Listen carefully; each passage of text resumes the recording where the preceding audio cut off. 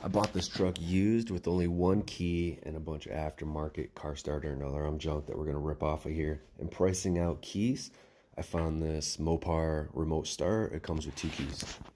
So we're going to go ahead and put that on there. All right, we're going to do Mopar factory car start. To do that, these little clips and this plug get popped off. This little tool, you don't need this, but this makes things a lot easier. Let's pop this off. And then we're gonna pull this guy off. There's 2 bolts, one there, one there.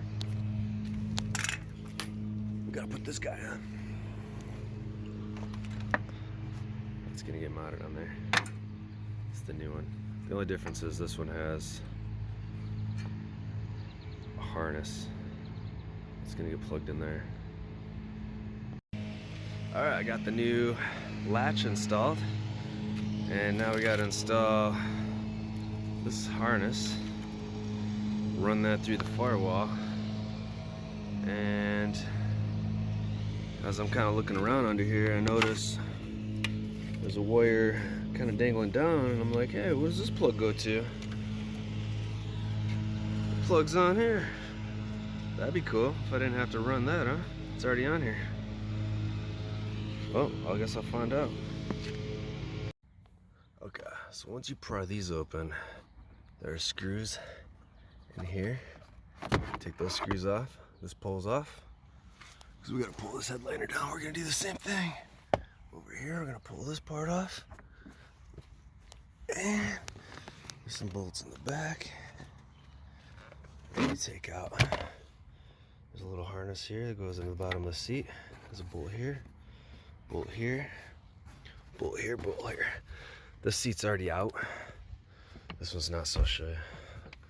My car has got, truck has got these compartments under the seat. So you lift that up, there's a bolt here. There's a bolt there. There's a bolt here. It's got your seatbelt, the center seatbelt connected to it. Okay. Once you got those hooked up, I don't know if I'm able to do this. Let's see. Bear with me, guys. I'm trying. Yeah, try with one hand. All right. So basically, you just gotta lift this thing up. See these hooks here? The seat is on those hooks. I gotta lift it up off of those hooks, and that whole seat will come out of there. Okay, so I got the seat lifted up off of. This is what you're doing here. There's these little hooks behind the seat, and they're slipped in here. Next thing I'm gonna do is take these off. These are for like a car seat. There's 1, 2, 3 of those.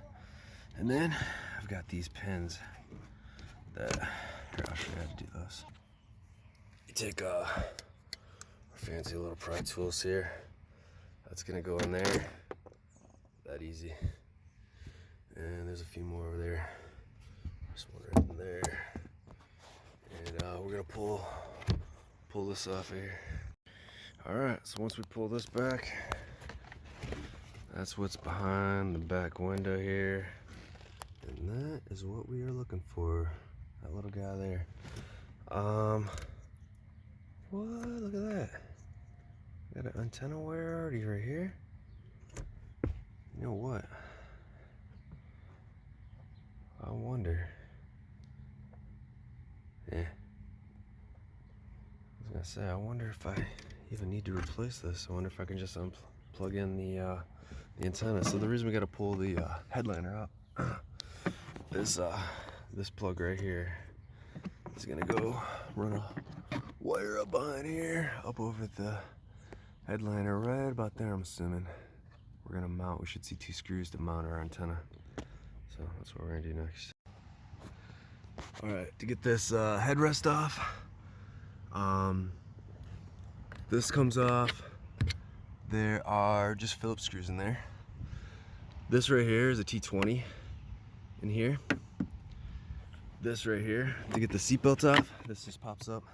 That's actually a T50. So you gotta take that off.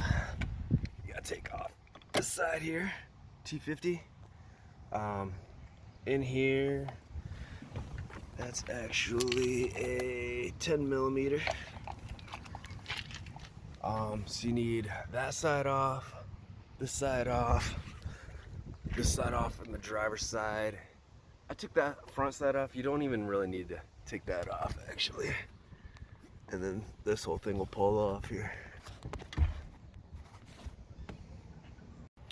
Alright, so it looks like this wire actually does go up here. I had to pull this out, but the antenna wasn't, so I mounted the antenna up there. And it just plugs in with the little push pins right here. There's one here, just this little box there. So this is factory. It was already tucked in. I didn't have to tuck that in. That was already in there. And then the harness into the front. That was already in there, so I didn't have to run this through the firewall. So I had the extra harnesses here. Took it up to the dealership. I left the old module hanging off of the, or RF hub or whatever this is, hanging off the harness to drive it up there, because if I unplug it, then I can't drive it. And had this one mounted, just little push pins. You just push it in there, push it in there. Cost me $119 to have it flashed, and now we are good to go. These are the keys. So you just press the lockdown, press this twice, and we got auto start. I'll show you the mess that I pulled off from under the hood. Look at all this. I had to go through and solder all the wires back together, put heat shrink tubing to get this thing back to factory with all this aftermarket mess that was on there. So now that's gone. The bad thing is, if you go to the factory or go to the dealership and have them flash the computer, everything that I put on here using Alpha OBD is gone. Let's see if my reverse camera works. Reverse. Nope. Gone. My trailer brake doesn't work. It's not in my settings anymore. So I gotta go back in to Alpha OBD, turn all that stuff back on. The good thing is I made a YouTube video referencing what to turn on. So in helping you guys, I help myself. But yep, that's a wrap for this one. On how to install and get a factory remote start Dodge Ram 1500.